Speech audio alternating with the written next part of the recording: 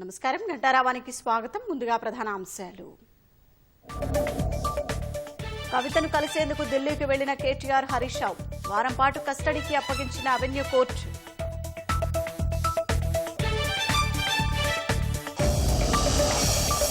తొమ్మిదోసారి Delhi CM Kejriwal కు ED సమన్లు. ఈ నెల 21న విచారణకు రావాలని నోటీసులు.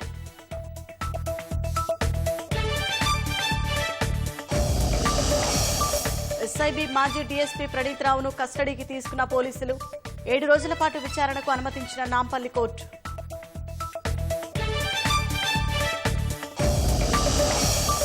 నేడు ముంబైలో భారత్ జోడో న్యాయ యాత్ర ముగింపు. సభకు హాజరు కానున్న విపక్ష ఇండియా కూటమి నేతలు.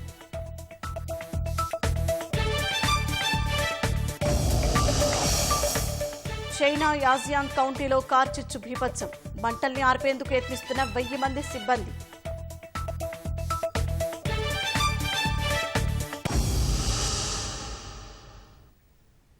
సార్వత్రిక సమరానికి ముహూర్తం ఖరారు కావడంతో అధికార ప్రతిపక్షాలు ప్రచారానికి అస్త్రశస్త్రాలతో సిద్ధమవుతున్నాయి.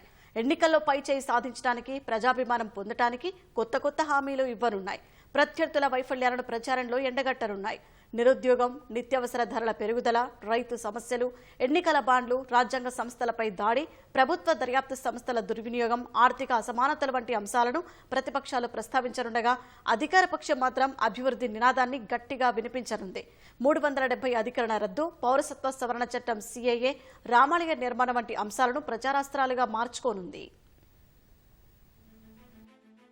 కేంద్రంలో మూడోసారి అధికారం చేపట్టాలని గురిపెట్టిన ప్రధాని నరేంద్ర మోదీ ఎన్నికల ప్రచారంలో మోదీ గ్యారంటీ నినాదాన్ని గట్టిగా వినిపిస్తున్నారు. యువత, మహిళా సాధికారత, రైతు సంక్షేమం, దశాబ్దాలుగా నిరాధారణకు గురైన అట్టడుగు బలహీన వర్గాల అభివృద్దే మోదీ గ్యారంటీ అని హామీ ఇస్తున్నారు. ప్రభుత్వం అమలు చేస్తున్న సంక్షేమ పథకాలు అర్హులకు చేరాలన్నదే తమ లక్ష్యమని అంటున్నారు. ఈ నినాదమే అధికార, ప్రతిపక్ష నేతల మధ్య మాటల యుద్ధానికి తెరతీస్తోంది.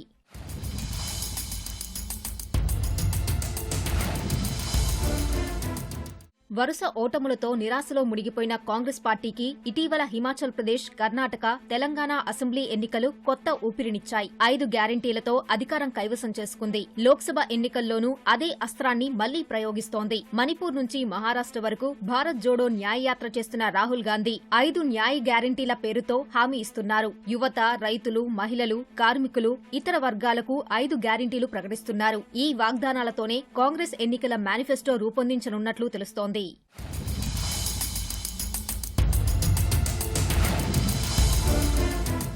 దేశంలో నిరుద్యోగం విపరీతంగా పెరుగుతుండటంతో పాటు నిత్యావసర వస్తువుల ధరల అంశాలను కాంగ్రెస్తో పాటు విపక్ష ఇండియా కూటమి పార్టీలు ప్రధానంగా ప్రస్తావిస్తున్నాయి. ఉద్యోగాలు కల్పించకపోవడమే అతిపెద్ద సమస్య అని విపక్షాలు ఆరోపిస్తుంటే అధికార భాజపా మాత్రం ప్రతిపక్షాల విమర్శలను తిప్పికొడుతోంది. అందుకు పెరుగుతున్న ఉద్యోగావకాశాలు ఆర్థిక వ్యవస్థ వృద్ధిని ఉదహరిస్తోంది.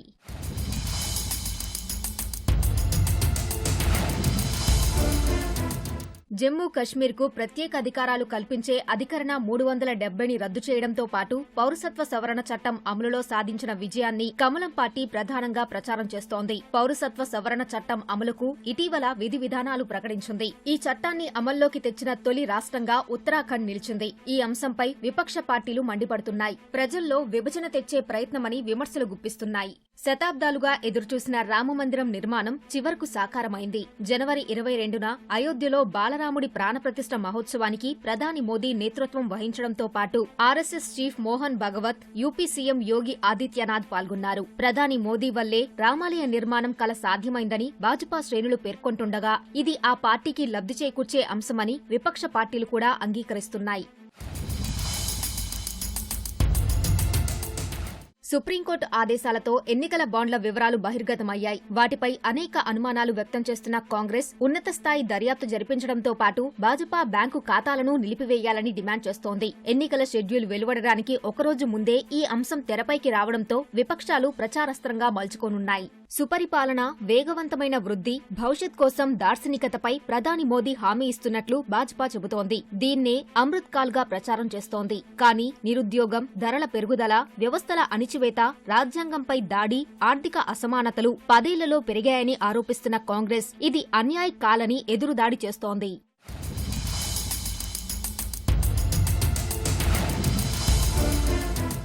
కనీస మద్దతు ధర, ఇతర సమస్యలపై ఉద్యమం చేస్తున్న రైతులు దేశ రాజధానిని మరోసారి ముట్టడించేందుకు ప్రయత్నించారు. ఇదే విషయాన్ని లేవనెత్తుతున్న విపక్షాలు రైతులను మోదీ ప్రభుత్వం మోసం చేసిందని ఆరోపిస్తున్నాయి. భాజపా నేతలు మాత్రం రైతులతో సంప్రదింపులు జరుపుతున్నామని, ఇది రాజకీయ ప్రేరేపితమని తిప్పికొడుతున్నారు. లోక్సభ ఎన్నికల్లో పంటలకు కనీస మద్దతు ధర సహా రైతుల ఇతర సమస్యలు ప్రచారాస్త్రం కానున్నాయి.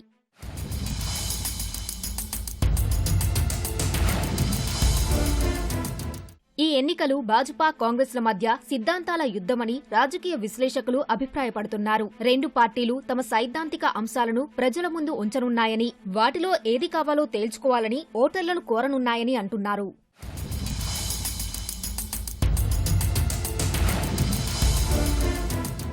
2047 నాటికి భారత్ను అభివృద్ధి చెందిన దేశంగా తీర్చిదిద్దడమే లక్ష్యమని ప్రధాని మోదీ తన సభల్లో ప్రధానంగా ప్రస్తావిస్తున్నారు. అందుకోసం తమ ప్రభుత్వం అన్ని చర్యలు తీసుకుంటోందని చెబుతున్నారు. దీన్ని వికసిత్ భారత్ గా కమలం శ్రేణులు ప్రచారం చేస్తున్నప్పటికీ విపక్షాలు మాత్రం మరో మోసమని ఆరోపిస్తున్నాయి.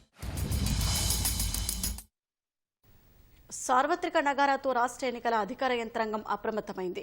అధికార యంత్రాంగంతో రాష్ట్ర ఎన్నికల ప్రధానాధికారి వికాస్ రాజ్ సమీక్ష నిర్వహించారు. ప్రశాంత వాతావరణంలో ఎలక్షన్ జరిగేలా చూడాలని అధికారులకు దిశానిర్దేశం చేశారు. కోడ్ అమల్లోకి వచ్చిందని రాష్ట్రానికి సమాచారం ఇచ్చిన కేంద్ర ఎన్నికల సంఘం అవసరమైన చర్యలు చేపట్టాలని ఆదేశించింది. సార్వత్రిక ఎన్నికల్లో భాగంగా రాష్ట్రంలోని 17 లోక్సభ స్థానాల ఎన్నికలతో పాటు కంటోన్మెంట్ శాసనసభ స్థానానికి ఉప ఎన్నిక జరగనుంది. మే 13న పోలింగ్ జరగనుండగా జూన్ 4న ఓట్ల లెక్కింపు ఉంటుందని ఎన్నికల సంఘం ప్రకటించింది. ఈ నేపథ్యంలోనే హైదరాబాద్ బీఆర్కే భవన్లోని ఎన్నికల సంఘం కార్యాలయంలో అన్ని జిల్లాల కలెక్టర్లు, ఎన్నికల అధికారులు, ఎస్పీలతో రాష్ట్ర ఎన్నికల ప్రధానాధికారి వికాస్ రాజ్ వీడియో కాన్ఫరెన్స్ నిర్వహించారు. రాష్ట్ర వ్యాప్తంగా నిఘాను పెంచి రాష్ట్ర సరిహద్దులు మొదలు అన్ని జిల్లాల సరిహద్దుల వద్ద చెక్పోస్టులు ఏర్పాటు చేయాలని సూచించారు. నిబంధనలకు విరుద్ధంగా నగదు, మద్యం తరలింపు, నిల్వలపై నిఘా పెంచాలని స్పష్టం చేశారు. రాష్ట్ర వ్యాప్తంగా ఉన్న ప్రభుత్వ ప్రకటనల్ని ఆదివారం సాయంత్రంలోగా తొలగించాలని వికాస్ రాజ్ స్పష్టం చేశారు.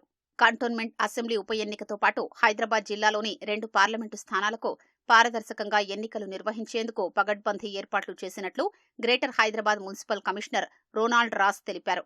ఎన్నికల్ని ప్రభావితం చేసేలా నగదు అక్రమ రవాణా చేస్తే కఠిన చర్యలు తప్పవని హెచ్చరించారు. పోలీసుల తనిఖీలు నిరంతరం కొనసాగుతాయని, బైండోవర్ కేసుల ప్రక్రియ కొనసాగుతుందని కమిషనర్ శ్రీనివాసరెడ్డి వివరించారు. పాత ఎలక్షన్ కంపేర్ చేసేటప్పుడు నా ఓటు మిస్ అయిపోయింది, నా ఓటు కనపడలేదు అన్న ట్విట్టర్ కంప్లైంట్స్ అన్ని కూడా లేవు. చాలా తక్కువ. బికాస్ వాళ్ళు ఎక్కడ మిస్ చేసిన వాళ్ళు ఉంటే తప్ప చాలా బాగా కవర్ చేసుకున్నాం. వాళ్ళు మనకు 2 కూడా హై ప్రొఫైల్ కాన్స్టిట్యువెన్సీ అంటే మీరు క్యాండిడేట్ బట్టి చెప్తున్నారు. ఇంకా క్యాండిడేట్ డిక్లేర్ కాలేదు కాబట్టి దాని మీద నేను కమెంట్ చేయలేదు. I don't know who's the candidate for Secunderabad, I don't know who's the candidate for Hyderabad. అది క్యాండిడేట్ ఫైనల్ అయిన తర్వాత then again we will sit and assess. క్యాండిడేట్ని బట్టి ఈ should be have some different strategy ఏమైనా పెట్టాలా, లేదంటే బందోబస్తు పెంచుకోవాలా, తగ్గించుకోవాలనే నిర్ణయం after the candidate finalisation we will take it up. History sheeters, rowdy sheeters, communal offenders, తర్వాత ఎలక్షన్ అఫెండర్స్, ప్రీవియస్ ఎలక్షన్స్లో వీళ్ళ మీద మనకి ఈ బౌండ్ ఓవర్ ప్రక్రియ ఉంటుంది. Seizures, cash, liquor, freebies, gold, silver, precious metals ఇవన్నీ కూడా ఎలక్షన్ రిలేటెడ్ ఏమైనా ఉంటే మనం సీజ్ చేస్తాము. మంచి కోఆర్డినేషన్తో మేమందరం కూడా కలిసి పనిచేసి 4 M's అని ఉంటాయి మనకు: muscle power, money power, MCC model code of conduct violations కానీ, మిస్ఇన్ఫర్మేషన్ కానీ, ఈ 4 M's అనే వాటి అంశాల మీద ప్రధానంగా దృష్టి పెడితే ఎలక్షన్స్ సజావుగా ఫ్రీ అండ్ ఫెయిర్ ఎలక్షన్ జరిగినట్టు లెక్క. ఎన్నికల ప్రవర్తన నియమావళి అమల్లోకొచ్చిందని రాష్ట్ర ప్రభుత్వ ప్రధాన కార్యదర్శికి కేంద్ర ఎన్నికల సంఘం లేఖ రాసింది. ప్రభుత్వ ప్రకటనలు తొలగించాలని, ఎలాంటి అడ్హాక్ నియామకాలు చేపట్టకూడదని పేర్కొంది. ఎన్నికల ప్రక్రియలో భాగస్వాములైన అధికారుల బదిలీలపై పూర్తి స్థాయిలో నిషేధం విధించినట్లు స్పష్టం చేసింది. ఎస్ఐబీ మాజీ డీఎస్పీ ప్రణీత్ రావును పోలీస్ కస్టడీకి నాంపల్లి కోర్టు అప్పగించింది. ఇవాల్టి నుంచి నెల 23 వరకు ప్రణీత్ రావు పోలీస్ కస్టడీలో ఉండనున్నారు. దీంతో పంజాగుట్ట పోలీసులు ప్రణీత్ రావును చెంచల్గూడ జైలుకు తరలించారు. ప్రణీత్ రావును కస్టడీకి అనుమతించాలని ఈ నెల 13న ప్రణీత్ రావుపై న్యాయస్థానానికి సమర్పించిన రిమాండ్ నివేదికలో పోలీసులు పలు కీలక విషయాలు పేర్కొన్నారు. ఢిల్లీ మద్యం కేసులో అరెస్ట్ అయిన కవితను ఈడీ కస్టడీకి తీసుకునేందుకు కోర్టు అనుమతినిచ్చింది. ఈ మేరకు ఇవాల్టి నుంచి నెల 23 వరకు కవితను ఈడీ అధికారులు విచారించనున్నారు. ఈ నేపథ్యంలో ఈడీ కేంద్ర కార్యాలయంలోని ప్రత్యేక సెల్లో కవితను ఉంచారు. ప్రతిరోజు సాయంత్రం 6 గంటల నుంచి 7 గంటల వరకు కుటుంబ సభ్యులు న్యాయవాదులను కలుసుకునే వెసులుబాటును న్యాయస్థానం కల్పించింది. కవితను కలుసుకునేందుకు అనుమతి పొందిన వారిలో ఆమె భర్త అనిల్, సోదరుడు కేటీఆర్, కుటుంబ సభ్యుల్లో హరీష్ రావు, ప్రణీత్తో పాటు న్యాయవాదుల బృందం పేర్లు ఉన్నాయి. అయితే ఈడీ కస్టడీలో ఉన్న కవితను కలుసుకునేందుకు కేటీఆర్, హరీష్ రావు, ప్రశాంత్ రెడ్డి, జీవన్ రెడ్డి, జాన్సన్ నాయకులు ఉదయాన్నే హైదరాబాద్ నుంచి బయలుదేరి ఢిల్లీకి వెళ్లారు. అటు కవిత నివాసంలో సోదాల సమయంలో 5 సెల్ ఫోన్లను ఈడీ స్వాధీనం చేసుకుంది. వాటిలో 2 ఫోన్లు కవిత వాడుతుండగా మిగిలినవి ఆమె వ్యక్తిగత సహాయకులు వాడుతున్నట్లు సమాచారం. వారందరితో పాటు పలువురిని రేపు ఈడీ విచారణకు పిలిచినట్లుగా తెలుస్తోంది. ఢిల్లీ ముఖ్యమంత్రి అరవింద్ కేజ్రీవాల్ కు ఎన్ఫోర్స్మెంట్ డైరెక్టరేట్ ఈడీ మరోసారి సమన్లు జారీ చేసింది. ఢిల్లీ జలమండలిలో చోటు చేసుకున్న అవకతవకలకు సంబంధించిన కేసులో మార్చి 21న ఈడీ కేంద్ర కార్యాలయంలో విచారణకు హాజరు కావాలని అందులో పేర్కొంది. కేజ్రీవాల్ కు ఈడీ సమన్లు ఇవ్వడం ఇది 9వసారి. గతంలో ఢిల్లీ మద్యం పాలసీ కేసులో మనీ లాండరింగ్ కు సంబంధించి 8 సార్లు సమన్లు జారీ చేసింది. వీటికి ఆయన స్పందించకపోవడంతో ఢిల్లీ కోర్టులో ఈడీ 2 ఫిర్యాదులు నమోదు చేసింది. దీనిపై శనివారం విచారణ సందర్భంగా కేజ్రీవాల్ కోర్టు ముందు హాజరయ్యారు. చీఫ్ మెట్రోపాలిటన్ మెజిస్ట్రేట్ ఆయనకు బెయిల్ మంజూరు చేశారు. మరుసటి రోజే తాజాగా మరో కేసులో ఈడీ ఆయనకు సమన్లు జారీ చేసింది. తొలుత ఈ సమన్లు ఢిల్లీ మద్యం పాలసీ కేసుకు సంబంధించి జారీ చేసినట్లు వార్తలు వెలువడ్డాయి. వీటిని ఆప్ నేతలు ఖండించారు. తాజా సమన్లు ఢిల్లీ జలమండలికి సంబంధించిన కేసులో జారీ చేసినట్లు మంత్రి అతీష్ తెలిపారు. మోతాదుకు మించి ఔషధాలను తన భార్యకు ఇస్తున్న వైద్యుడిని, అతనికి సహకరిస్తున్న దుకాణం నిర్వాహకుడిని పోలీసులు, ఔషధ నియంత్రణ శాఖ అధికారులు బట్టబయలు చేశారు. జగిత్యాల జిల్లాలోని మానస ఈఎన్టీ ఆసుపత్రి వైద్యుడు మదన్ మోహన్ అతని భార్యతో హైదరాబాద్ సైనిక్పురిలో నివాసముంటున్నాడు. అతని భార్య ఓ వ్యాధితో బాధపడుతోంది. తన భార్య కోసం వినియోగించాల్సిన ఔషధాలను అధిక మోతాదులో ఇస్తున్నాడు. ఆయా ఔషధాలను తన మాన్విత ఫార్మసీకి తీసుకువచ్చి తన ఇంట్లో నిల్వ చేసినట్టు అధికారులకు సమాచారం అందింది. దీంతో ఔషధ నియంత్రణ అధికారులు, పోలీసులు దాడులు నిర్వహించి పెద్ద మొత్తంలో ఔషధాలు స్వాధీనం చేసుకుని వైద్యుడు మదన్ మోహన్ తో పాటు ఔషధ దుకాణం నిర్వాహకుడు రాజుని పోలీసులు అరెస్ట్ చేశారు. జగిత్యాల జిల్లా కోరుట్ల శివారులో జరిగిన రోడ్డు ప్రమాదంలో 3 వ్యక్తులు మృతి చెందారు. కోరుట్ల మండలం వెంకటాపూర్ వద్ద జాతీయ రహదారిపై ఆగి ఉన్న లారీని ద్విచక్ర వాహనం ఢీకొనడంతో 3 అక్కడికక్కడే మృతి చెందారు. ఘటనా స్థలానికి చేరుకున్న పోలీసులు ట్రాఫిక్ సమస్యలు తలెత్తకుండా చర్యలు చేపట్టారు. మృతులు కూలీ పనులకు వెళ్లొస్తున్న వారిగా గుర్తించిన పోలీసులు పూర్తి వివరాలపై ఆరా తీస్తున్నారు.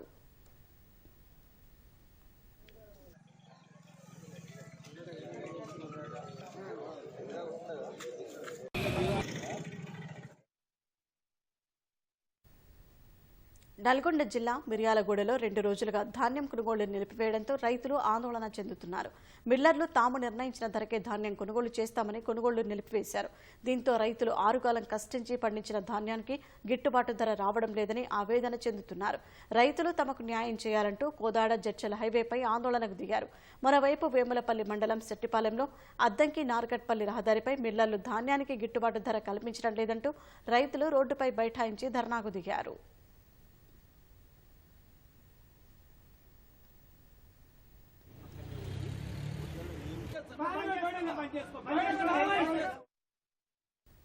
రాష్ట్ర ప్రభుత్వం ఈ ఏడాది విడుదల చేసే అన్ని ఉద్యోగ నోటిఫికేషన్లకు వయోపరిమితిని 46 ఏళ్ల నుంచి 51కి పెంచాలని రాష్ట్ర నిరుద్యోగుల సమితి రాష్ట్ర ప్రభుత్వానికి విజ్ఞప్తి చేసింది. హైదరాబాద్ బషీర్బాగ్ ప్రెస్ క్లబ్లో ఏర్పాటు చేసిన సమావేశంలో నిరుద్యోగ సమితి ప్రతినిధులు పాల్గొన్నారు. గ్రూప్ 1 పరీక్షతో పాటు ఇతర పోటీ పరీక్షల అర్హతకు ప్రస్తుతం ఉన్న వయోపరిమితి 46 ఏళ్ల నుంచి 5 సంవత్సరాలు పెంచి తమను ఆదుకోవాలని కోరారు. 5 లక్షల మంది భవితవ్యం దృష్ట్యా సర్కారు పెద్ద మనసుతో నిర్ణయం తీసుకోవాలని కోరారు.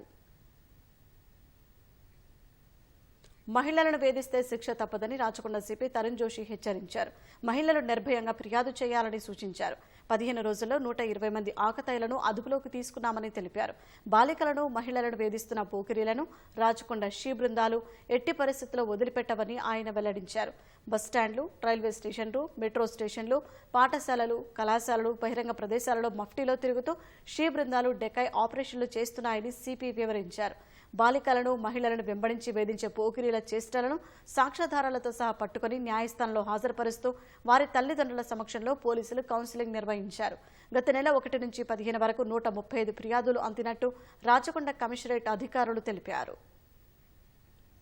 వరంగల్ జిల్లాలో రాజకీయ దుమారం రేపిన వర్ధన్నపేట మాజీ ఎమ్మెల్యే ఆరూరి రమేష్ భారాసాకి రాజీనామా చేశారు. ఈ మేరకు ఆయన పార్టీని వీడుతున్నట్లు ప్రకటించారు. భారాస వరంగల్ ఎంపీ స్థానాన్ని కేటాయించకపోవడంతో ఆరూరి భాజపా నుంచే బెర్త్ కన్ఫర్మ్ చేసుకున్నారు. రాష్ట్ర భాజపా అధ్యక్షుడు కిషన్ రెడ్డి ఆధ్వర్యంలో ఇవాళ ఉదయం హైదరాబాద్లో భాజపా తీర్థం పుచ్చుకోనున్నారు. తొలుత ఆరూరి పార్టీ మారతారన్న విషయంపై మాజీ ముఖ్యమంత్రి కేసీఆర్ సైతం నచ్చజెప్పినా ఫలితం లేకుండా పోయింది. ఇక రాజకీయ భవిష్యత్తు భాజపాతోనే అని భావించిన ఆరూరి భాజపాలో చేరడం అనివార్యమైంది. రాష్ట్ర కాంగ్రెస్ను అధికారంలోకి తీసుకొచ్చేందుకు కృషి చేసిన నాయకులకు గత అసెంబ్లీ ఎన్నికల్లో టికెట్లు దక్కని నేతలకు ప్రభుత్వం నామినేటెడ్ పదవులు కట్టబెట్టింది. మొత్తం 37 మందికి పదవులు ఇచ్చింది. టీఎస్ఆర్టీసీ, ఐఐసీ మినహా ముఖ్యమైన పదవులు వీరికి కేటాయించింది. సూర్యాపేట అసెంబ్లీ టికెట్ ఆశించిన పటేల్ రమేష్ రెడ్డికి టూరిజం డెవలప్మెంట్ కార్పొరేషన్, యువజన కాంగ్రెస్ రాష్ట్ర అధ్యక్షుడు శివసేనారెడ్డికి స్పోర్ట్స్ అథారిటీ, ఎస్సీసెల్ అధ్యక్షుడు ప్రీతంకు ఎస్సీ కార్పొరేషన్ చైర్మన్ పదవులను ఇచ్చారు. ఓబీసీ చైర్మన్ గా Nuthi Srikanth Goud, seed development corporation chairman గా అన్వేష్ రెడ్డి, టీజీఐఏసీకి నిర్మలా జగ్గారెడ్డి, మాజీ ఎమ్మెల్యే అనిల్కు మినరల్ డెవలప్మెంట్ కార్పొరేషన్ చైర్మన్ పదవులను కట్టబెట్టారు. రాయల నాగేశ్వరరావుకు వేర్ హౌసింగ్ కార్పొరేషన్, మహిళా కాంగ్రెస్ అధ్యక్షురాలు నేరెళ్ల శారదకు మహిళా కమిషన్ చైర్మన్, మహిళా సహకార అభివృద్ధి సంస్థ చైర్మన్ గా బండ్రు శోభారాణిని నియమించారు. గురునాథ్ రెడ్డికి పోలీస్ హౌసింగ్ కార్పొరేషన్ చైర్మన్ పదవి ఇవ్వగా మరో 19 మందికి పలు నామినేటెడ్ పదవులను ప్రభుత్వం కట్టబెట్టింది. గవర్నర్ ముఖ్య కార్యదర్శి సురేంద్ర మోహన్ బదిలీ అయ్యారు. సాధారణ పరిపాలన శాఖలో రిపోర్ట్ చేయాలని సురేంద్ర మోహన్ ను ప్రభుత్వం ఆదేశించింది. విద్యాశాఖ ముఖ్య కార్యదర్శి బుర్రా వెంకటేశానికి గవర్నర్ కార్యదర్శిగా అదనపు బాధ్యతలు కేటాయిస్తూ సీఎస్ శాంతికుమారి జీవో జారీ చేశారు. దేవాదాయ శాఖ కమిషనర్గా విశ్రాంత ఐఏఎస్ అధికారి అనిల్ కుమార్ రాజీనామా చేశారు. అనిల్ కుమార్ రాజీనామాను అనుమతించిన ప్రభుత్వం సమాచార శాఖ ప్రత్యేక కమిషనర్ హనుమంతరావుకు దేవాదాయ శాఖ డైరెక్టర్గా అదనపు బాధ్యతల్లో నియమించింది. సీసీఎల్ఏ కార్యదర్శి కె గంగాధర్ను బదిలీ చేసి యాదాద్రి భువనగిరి జిల్లా స్థానిక సంస్థల అదనపు కలెక్టర్గా నియమిస్తూ ఉత్తర్వులు జారీ చేసింది. కాంగ్రెస్ అగ్రనేత రాహుల్ గాంధీ చేపట్టిన భారత్ జోడో న్యాయయాత్ర ముగింపు కార్యక్రమంలో భాగంగా ఇవాళ ముంబైలో భారీ బహిరంగ సభ నిర్వహించనున్నారు. ప్రసిద్ధ శివాజీ పార్కులో జరిగే ఈ సభ విపక్ష ఇండియా కూటమి బల ప్రదర్శనకు వేదిక కానుంది. కాంగ్రెస్ అధ్యక్షుడు Mallikarjuna Kharge, Tamil Nadu CM Stalin, Jharkhand CM Champai Soren, RJD నేత తేజస్వి యాదవ్, సమాజ్వాదీ పార్టీ చీఫ్ అఖిలేష్ యాదవ్, ఢిల్లీ మంత్రి సౌరభ్ భరద్వాజ్తో పాటు CPI, national conference, Shiv Sena, NCP నేతలు పాల్గొంటారు. భారత జోడో న్యాయయాత్ర శనివారం సాయంత్రం ముంబైలోని బీఆర్ అంబేద్కర్ స్మారకం చైత్యభూమి వద్ద ముగిసింది. నేడు ముంబైలోని మణిభవన్ నుంచి ఆగస్టు క్రాంతి మైదాన్ వరకు రాహుల్ న్యాయ సంకల్ప పాదయాత్ర చేస్తారు. అనంతరం శివాజీ పార్కులో నిర్వహించే సభలో పాల్గొంటారు. సామాజికాంశాలతో చిత్రీకరించిన లఘు చిత్రాలు ప్రజలకు అవగాహన కలిగిస్తాయని హైకోర్టు ప్రధాన న్యాయమూర్తి జస్టిస్ ఆలోక్ అరాధే అన్నారు. న్యాయ సేవాధికార సంస్థ ఆధ్వర్యంలో వివిధ రకాల సామాజిక అంశాలతో పాటు సంస్థ అందిస్తున్న న్యాయ సేవా కార్యక్రమాల మీద నిర్మించిన 9 లఘు చిత్రాలను ప్రసాద్ ల్యాబ్స్ లో ప్రధాన న్యాయమూర్తి జస్టిస్ ఆలోక్ అరాధే ప్రారంభించారు. న్యాయ సేవాధికార సంస్థ ఆధ్వర్యంలో లఘు చిత్రాల నిర్మాత సాయి ప్రసాద్ మంచి చిత్రాలు నిర్మించారని ప్రధాన న్యాయమూర్తి జస్టిస్ ఆలోక్ అరాధే తెలిపారు. That short films produced by State Legal Services Authority shall serve the purpose for which they are made. The films cover the various themes. Viewers, particularly in rural and tribal areas, should easily understand various services provided by National Legal Services Authority. హనుమకొండలోని SR విశ్వవిద్యాలయం ప్రథమ స్నాతకోత్సవం సందర్భంగా ప్రముఖ సినీ గేయ రచయిత, Oscar award గ్రహీత చంద్రబోస్ను గౌరవ డాక్టరేట్తో సత్కరించారు. ఈ కార్యక్రమంలో SR university chancellor Varadareddy, vice chancellor దీపక్లు చంద్రబోస్కు డాక్టరేట్ పట్టాను అందించారు. 29 ఏళ్ల తన ప్రయాణంలో 3600కు పైగా పాటలు రాసి సినీ పరిశ్రమలో చెరగని ముద్ర వేశారని కొనియాడారు. ఈ విశ్వవిద్యాలయం నుండి ఈ గౌరవ డాక్టరేట్ పురస్కారాన్ని పొందడం చాలా ఆనందంగా ఉంది. ఇదొక నా జీవితంలో మరచిపోలేని, మరపురాని మధురమైన ఘట్టం. నేను సినిమా రంగంలోకి వెళ్ళడం, ఇన్ని వేల పాటలు రాయడం, నంది అవార్డులు, ఫిలింఫేర్లు, సైమాలు, గామాలు, ఆస్కార్ స్థాయికి వెళ్ళడం జరిగింది. ఇంతకంటే గొప్ప స్ఫూర్తిదాయకమైన సంఘటన జీవితంలో మరొకటి. మనస్ఫూర్తిగా వరదారెడ్డి గారికి, వరదారెడ్డి గారి సిబ్బందికి, వరదారెడ్డి గారి కళాశాలలో పనిచేసే ప్రతి వ్యక్తికి కూడా నా హృదయపూర్వక ధన్యవాదాలు, కృతజ్ఞతలు తెలియజేసుకుంటూ హైదరాబాద్, రంగారెడ్డి జిల్లాల పరిధిలోని 13 చెరువులు ఆక్రమణలకు గురైనట్లు అడ్వకేట్ కమిషన్ నిర్ధారించింది. వ్యర్థాలు, మురుగునీరు ఆక్రమణలే చెరువుల ఉనికికి ప్రమాదకరంగా తయారయ్యాయని పేర్కొంది. చెరువుల కాలుష్యం పర్యావరణంపైనే కాకుండా ప్రజల ఆరోగ్యాలపై సైతం తీవ్ర ప్రభావం చూపుతోందని ఆందోళన వ్యక్తం చేసింది. ఒకప్పుడు పక్షులు, జలచరాలకు సహజ సిద్ధమైన ఆవాసాలుగా ఉండే చెరువులో ప్రస్తుతం కాలుష్యం, ఆక్రమణల కారణంగా అంతరించిపోతున్నాయని అడ్వకేట్ కమిషన్ తెలిపింది. హైదరాబాద్ నగరంలోని చెరువుల ఆక్రమణలపై చర్యలు తీసుకోకపోవడంపై 2007లో దాఖలైన ప్రజా ప్రయోజన వ్యాజ్యంపై విచారించిన హైకోర్టు ధర్మాసనం తగిన చర్యలు తీసుకోవాలని ఆదేశించింది. ప్రభుత్వం నివేదికలోని అంశాల్ని, వాస్తవ పరిస్థితుల్ని క్షేత్రస్థాయిలో అధ్యయనం చేసి నివేదిక సమర్పించాలని అడ్వకేట్ కమిషన్ను ఏర్పాటు చేసింది. ఈ కమిటీ ఇటీవల 13 చెరువుల్ని సందర్శించి నివేదిక సమర్పించింది. వ్యర్థాల తొలగింపు పూడిక తీయడం, ఆక్రమణల్ని తొలగించడంతో పాటు నాలాల్ని పరిరక్షించి నీటి రాకపోకలకు అంతరాయం లేకుండా చూడాల్సిన అవసరం ఉందని పేర్కొంది. చెరువులు, కాలుష్యం, ఆక్రమణలు, అక్రమ నిర్మాణాలు తదితర కేసుల సత్వర పరిష్కారానికి హైకోర్టు పరిధిలో గ్రీన్ బెంచ్ ఏర్పాటు చేయాల్సిన అవసరం ఉందని సూచించింది. ఎఫ్టీఎల్ నిర్ధారణ శాస్త్రీయంగా నిర్వహించి తుది నోటిఫికేషన్ జారీ చేయాల్సి ఉందని తెలిపింది. బఫర్ జోన్లోని పట్టా భూములకు తగిన పరిహారమిచ్చి స్వాధీనం చేసుకోవాలని, తద్వారా భవిష్యత్తులో ఆక్రమణలకు, వివాదాలకు అడ్డుకట్ట వేయవచ్చింది. ఆక్రమణదారులపై చర్యలు తీసుకునేలా ఇరిగేషన్ శాఖకు తగిన అధికారాలు కల్పించాలని, ఉమ్మడి కృషి చేస్తేనే చెరువుల పరిరక్షణ సాధ్యమని పేర్కొంది.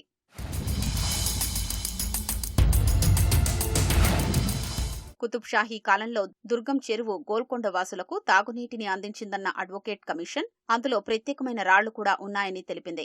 ప్రస్తుతం 160 ఎకరాలు ఉండగా బఫర్ జోన్లో 146, ఎఫ్టీఎల్లో 78 అక్రమ నిర్మాణాలు ఉన్నాయని నివేదించింది. దుర్గం చెరువు నుంచి మల్కా చెరువును కలిపే నాలాను సైతం సంరక్షించాల్సి ఉందని తెలిపింది. సున్నం చెరువు ఎఫ్టీఎల్ సర్వే 2014లో నిర్వహించగా 108 అక్రమ నిర్మాణాలు ఉన్నాయని, మురికినీటి మళ్లింపు జరిగిందని, సీసీ కెమెరాలు లేవని అడ్వకేట్ కమిషన్ తెలిపింది. నానకరాంగూడలోని మేడికుంట చెరువు ఎఫ్టీఎల్ ను 7.50 ఎకరాలుగా గుర్తించారు. ఎఫ్టీఎల్ పరిధిలో ఒక నిర్మాణం ఉందని, ఫెన్సింగ్ పని జరుగుతోందని, మురుగునీటి మళ్లింపు పని పూర్తయిందని అధికారులు చెబుతున్నా ఇంకా కొనసాగుతున్నట్లు గుర్తించామని అడ్వకేట్ కమిషన్ వెల్లడించింది. నల్గొండ చెరువులో 89 ఎకరాల ఎఫ్టీఎల్ ఉందని, ఫెన్సింగ్, వాకింగ్ ట్రాక్ పనులు నెమ్మదిగా జరుగుతున్నాయని, కెమెరాలు, రక్షణ గార్డులు ఏర్పాటు చేయలేదని పేర్కొంది. ఇది అసాంఘిక కార్యకలాపాలకు వేదికగా మారుతోందని, 24 గంటలు పోలీసు నిఘా అవసరమని అడ్వకేట్ కమిషన్ అభిప్రాయపడింది. అడ్వకేట్ కమిషన్ 13 చెరువుల్ని పరిశీలించగా ప్రతి చెరువు ఆక్రమణకు గురవడంతో పాటు మిగిలిన ప్రాంతం మొత్తం కలుషిత నీరు, దుర్గంధంతో నిండిపోయిందని తేల్చింది. ఈ చెరువుల్లోని మురుగునీటితో పండించిన ఆకుకూరలు, కూరగాయలతో పాటు చేపల్ని వినియోగిస్తున్న ప్రజల ఆరోగ్యాలపై కూడా ప్రభావం ఉందని అడ్వకేట్ కమిషన్ పేర్కొంది. కాంగ్రెస్ పార్టీ అధికారం చేపట్టి 100 రోజులు పూర్తయిన నేపథ్యంలో బషీర్బాగ్లోని సిరవరం ప్రతాపరెడ్డి ఆడిటోరియంలో CM Revanth Reddy meet the media కార్యక్రమంలో మాట్లాడుతున్నారు. ప్రత్యక్ష ప్రసారం ద్వారా చూద్దాం. కొనసాగుతుంది. దురదృష్టం, గత ప్రభుత్వం 10 ఏళ్లలో ఆనవాయితీని కొనసాగించకపోవడం విచారకరంగా భావిస్తున్నాను. ఇప్పుడు మళ్ళీ ముఖ్యమంత్రిగా బాధ్యతలు చేపట్టిన రేవంత్ రెడ్డి గారు ఎన్నికలకు ముందు వారు తెలంగాణ ప్రదేశ్ కాంగ్రెస్ కమిటీ అధ్యక్షులుగా మీట్ ద ప్రెస్లో పాల్గొని ఆ వేదికల్నే మళ్ళీ మీరు ముఖ్యమంత్రి అయినాక మా వేదికకు రావాలి అని చెప్పి మనం ఆహ్వానిస్తే ఆ రోజే మాట ఇచ్చారు. ఇవాళ ఈ కార్యక్రమానికి వచ్చారు. కొంత ఆలస్యం జరిగిన రాజకీయ పరిణామాల దృష్ట్యా వారు మాకు విలువైన సమయం ఇచ్చినందుకు తెలంగాణ రాష్ట్ర వర్కింగ్ జర్నలిస్టుల పక్షాన వారికి నేను అభినందనలు తెలుపుకుంటున్నాను. ఇప్పుడు ముఖ్యమంత్రిగా మన కార్యక్రమం కొనసాగించే ముందు వాళ్ళ అతిథి మన గౌరవ ముఖ్యమంత్రి గారికి తెలంగాణ రాష్ట్ర వర్కింగ్ జర్నలిస్టుల సంఘం పక్షాన, అట్లాగే ముందుగా మీడియా అకాడమీ పక్షాన కె శ్రీనివాస్ రెడ్డి గారు పుష్పగుచ్చాన్ని అందిస్తారు.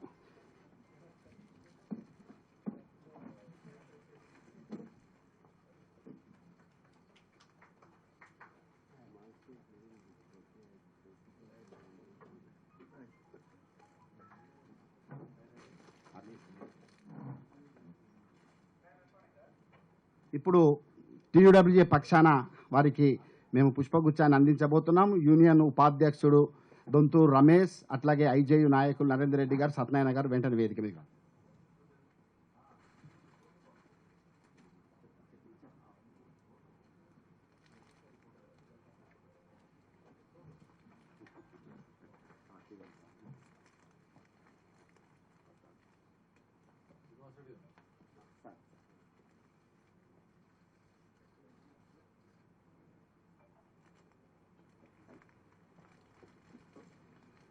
Thank you sir. అట్లాగే ఇప్పుడు మా జ్ఞాపికను అందించబోతున్నాం. ఆ జ్ఞాపిక ప్రత్యేకతను శ్రీనివాసరెడ్డి గారు వివరిస్తారని కోరుతున్నాను.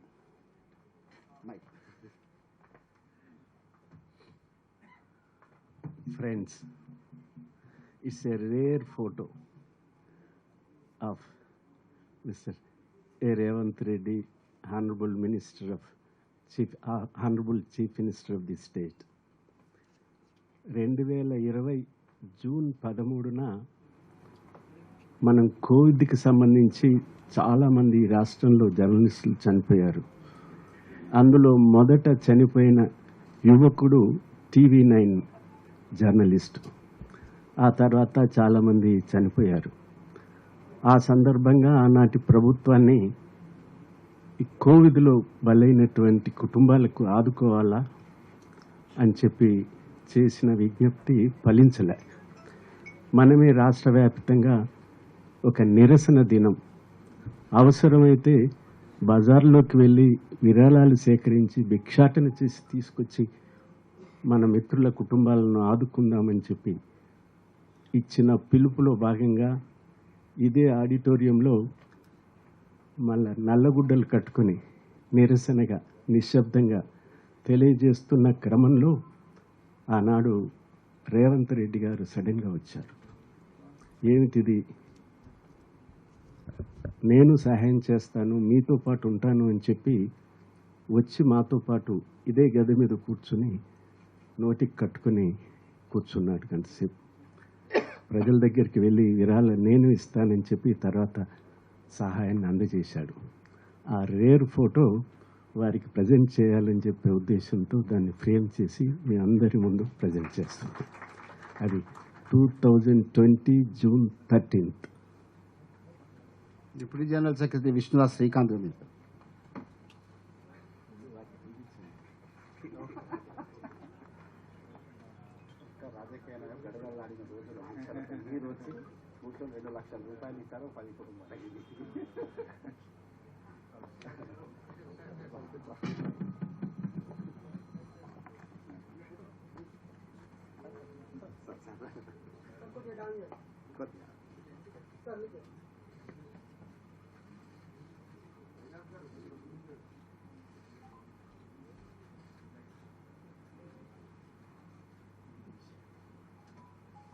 ఇది ఖచ్చితంగా మీరు ఎక్కడో ఒక దగ్గర.